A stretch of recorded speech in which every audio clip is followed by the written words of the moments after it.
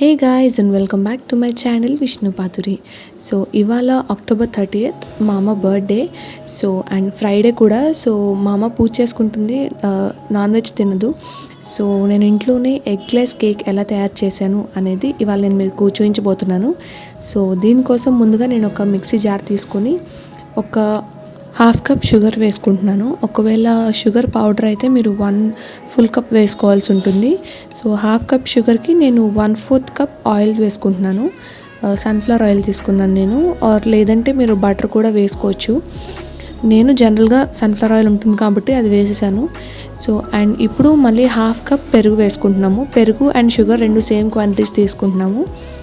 So ఇవన్నీ మామూలుగా హ్యాండ్తో బీట్ చేసుకోవచ్చు, కానీ మంచి స్మూత్ టెక్స్చర్ రావడం కోసం నేను ఇలా మిక్సీ జార్లో వేసుకుంటున్నాను, ప్రాసెస్ ఈజీ అవుతుందని. సో ఒకసారి ఇలా మిక్స్ చేసేసుకొని మామూలుగా నేను గ్రైండ్ చేసేసుకుంటున్నాను. సో గ్రైండ్ చేసిన తర్వాత ఇలా మనకి ఫైన్ లిక్విడ్లా అయిపోతుంది. షుగర్ అంతా మెల్ట్ అయింది. మనం ఎంత ఎక్కువసేపు గ్రైండ్ చేసుకుంటే టెక్స్చర్ అంతా స్మూత్గా వస్తుంది. సో అలా గ్రైండ్ చేసుకున్న తర్వాత నేను ఇదంతా ఒక బౌల్లోకి తీసుకుంటున్నాను. ఇప్పుడు దాంట్లోకి మనం వెనిలా ఎసెన్స్ని ఒక 1 స్పూన్ వరకు యాడ్ చేస్తున్నాము. ఒకవేళ వెనిలా ఎసెన్స్ లేదంటే మీరు యాలకుల పొడి వేసుకోవచ్చు, జస్ట్ మంచి ఫ్లేవర్ కోసం అంతే. సో అది ఇంకేం ఎసెన్స్ కావాలన్నా మీరు ఆ ఫ్లేవర్, మీకు ఏ ఫ్లేవర్ కావాలంటే ఆ ఫ్లేవర్ మీరు దీంట్లో యాడ్ చేసుకోవచ్చు.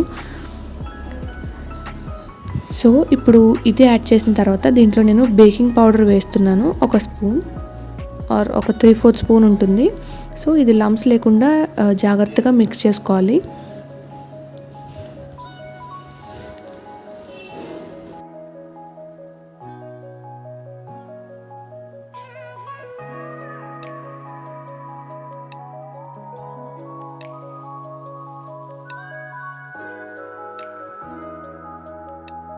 ఇప్పుడు దీంట్లో లంప్స్ ఏం లేకుండా మనకి మిక్స్ అయిపోయింది కాబట్టి దీంట్లో నేను 1 full కప్ గోధుమ పిండి యాడ్ చేసుకుంటున్నాను. మైదా పిండి కూడా యాడ్ చేసుకోవచ్చు, బట్ మైదా పిండి హెల్దీ కాదు కాబట్టి నేను గోధుమ పిండి వేసి చేశాను. ఇప్పుడు దీంట్లో గోధుమ పిండి కొంచెం కొంచెంగా యాడ్ చేసుకుంటూ లంప్స్ ఏం లేకుండా మనకి స్మూత్ మిక్చర్ ఫామ్ అయ్యేంత వరకు మనం ఇలా మిక్స్ చేసుకుంటూ ఉండాలి.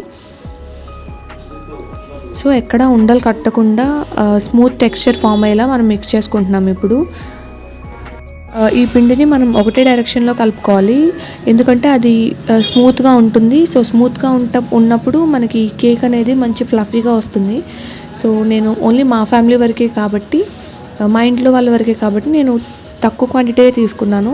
చిన్నదైతే సరిపోతుంది కాబట్టి, ఎక్కువ చేసినా అనవసరంగా వేస్ట్ అయిపోతుంది. మనకి ఇంత స్మూత్గా రావాలి పిండి. సో ఇలా అయిపోయిన తర్వాత దీంట్లో మనం హాఫ్ కప్ మిల్క్ యాడ్ చేసుకొని లంప్స్ లేకుండా నీట్గా కలుపుకోవాలి, ఇంకా స్మూత్ టెక్స్చర్ ఫామ్ అయ్యేలాగా. మనకి కేక్ బ్యాటర్ ఎలా అయితే ఉంటుందో అది అలా స్మూత్గా వచ్చేంత వరకు మనం ఒకటే డైరెక్షన్లో కలుపుకుంటూ ఉండాలి, కొంచెం కొంచెంగా పాలు వేసుకుంటూ.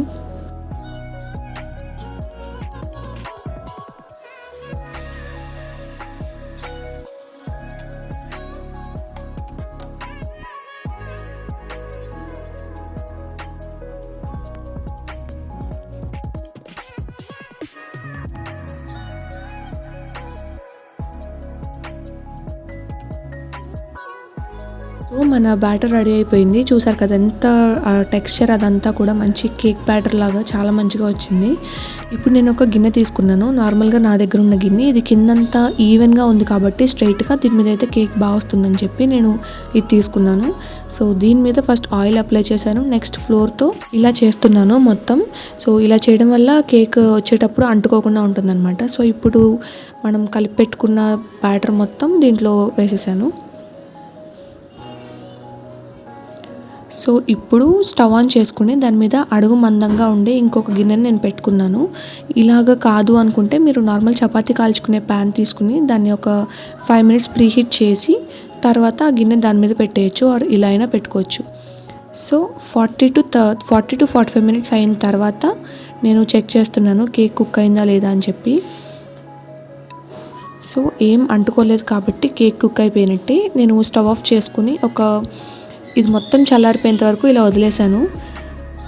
ఇలా మొత్తం చల్లారిపోయిన తర్వాత అయితే మనకి కేక్ అడుగు అంటుకోకుండా నీట్గా వస్తుందన్నమాట. సో ఇలా చేసుకొని నేను పైన ఇంకొక ప్లేట్ వేసి దాన్ని రివర్స్ చేసుకొని తీసుకుంటున్నాను అనమాట. చాలా చిన్న కేక్ చేశాను, సో బాగా కుదిరింది అండ్ అసలు ఎక్కడ అంటుకోకుండా వచ్చింది. అదుకోండి.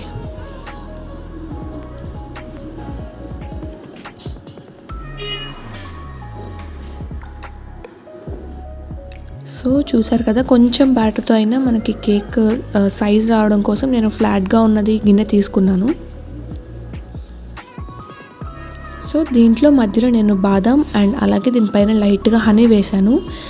సో అంతే, మన కేక్ రెడీ.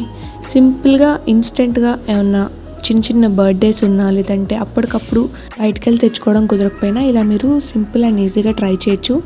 అండ్ అలాగే స్నాక్ లాగా లేదంటే కేక్ ఇష్టపడే వాళ్ళకు కూడా ఇలా చేసి పెట్టచ్చు. సో మన వెజ్ కేక్ రెడీ అన్నమాట. సో ఈ వీడియో కనుక మీకు నచ్చితే please do like, share and subscribe to my channel Vishnupathuri. Thank you for watching.